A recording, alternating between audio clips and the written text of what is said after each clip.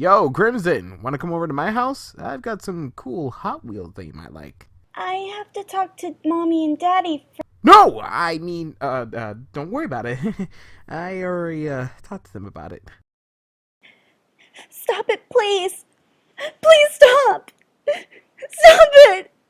It hurts. No. No. No. I should really talk to some pony about these dreams.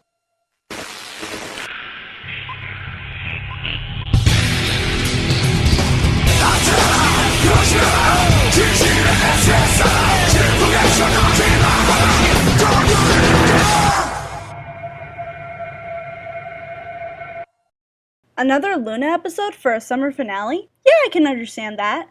For a long time now, we haven't really seen Luna, save for a few episodes with the CMC and Luna Eclipse. So it's nice to see that we're going to delve into her character as a ruler and somewhat as an outsider. The episode is about a parasite that Luna created to make herself suffer and never forget what she had done as Nightmare Moon. But when Luna's dreams are no longer enough for the parasite, the Tantabus goes to other dreams to gain more power and to make the living world a living nightmare. As for the writing in this episode, I find that this could have been done better. The episode at some points can feel cut off at times, like they had more to add on to it, but due to being a 20-minute episode, they couldn't fit any more. Ponyville is very creative in the dream interpretations, from Princess Big Mac to the fact that Derpy is a giant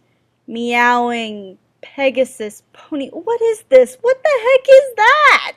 When watching this episode, I couldn't get over the fact that we were seeing more character development for not only Princess Luna, but also the main six and Ponyville. Narratively, most of the character development is centered around Luna and her conflict with her own guilt of being Nightmare Moon. This is possibly the episode where I draw the most differences between the royal sisters themselves. Celestia will often send others into a dangerous situation, knowing that others can handle what is put in front of them. Luna, on the other hoof, will take everything upon herself in order to protect her subjects and ensure to herself that others won't get hurt in the process. Celestia also doesn't have the power to go through dreams like Luna can, which is a nice way to explain why she isn't in the picture, but it's also a good way to give an idea of what life was like in dreams without Luna. A world with lost personal direction in your dreams, where you constantly are tormented by nightmarish images and don't know where they're coming from. Spike was actually competent in this episode, which helped immensely after such a horrible Spike episode. After watching the third or fourth time,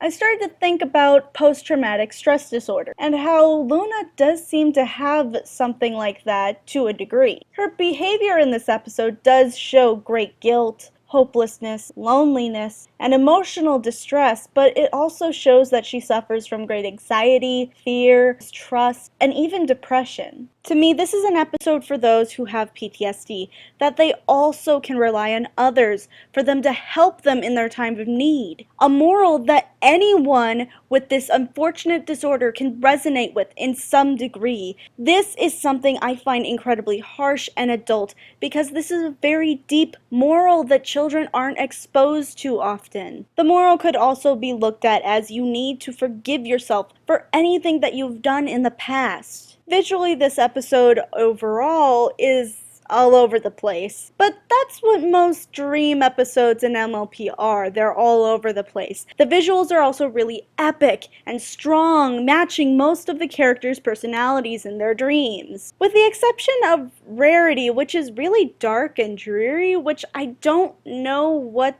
that's all about. I would have thought that her dream would have taken place in some fashion show or grand Canterlot ball. You can tell the writing and animation staff had a blast with this because it is just so everywhere. Let's talk about the dream interpretations I'm only going to talk about one of them for the sake of time. For the sake of argument, let's say that Big Mac is dreaming about having magic, flight, being a prince and or slash princess, just to cover all of our bases. Dreaming you are a prince means that you are feeling important and needed. You may be admiring your own accomplishments. Makes sense. I mean, what's his job? Most of the heavy lifting and physical labor. I'd be walking around going like, yeah, I did that. Looks awesome. To dream you are a princess indicates that you are realizing your full potential. However, there is still more growing that you need to do.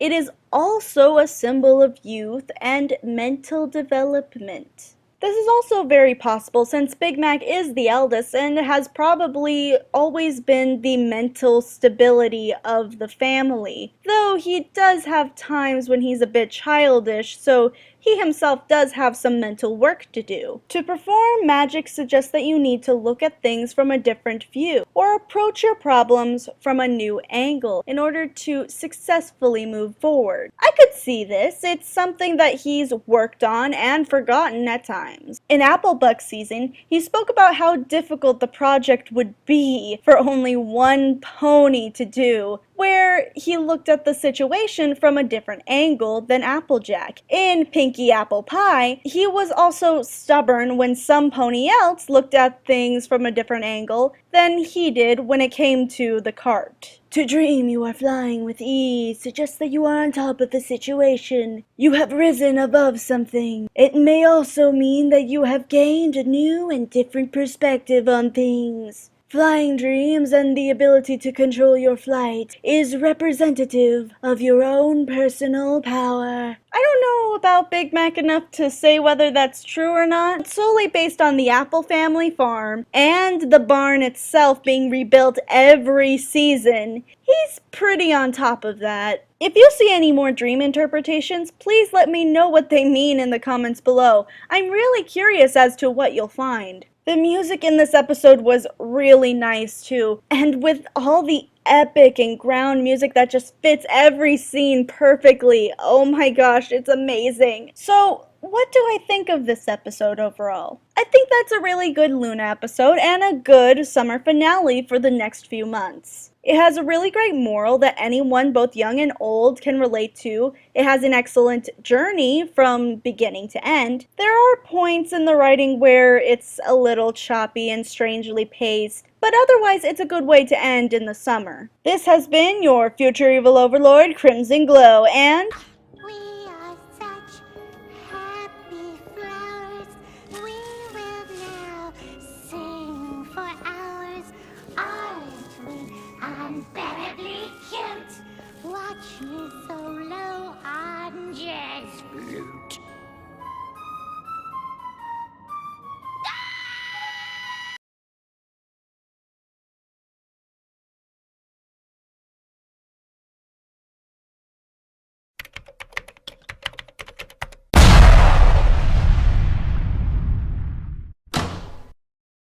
Well, I guess it's time to start that Yu-Gi-Oh! Retrospective.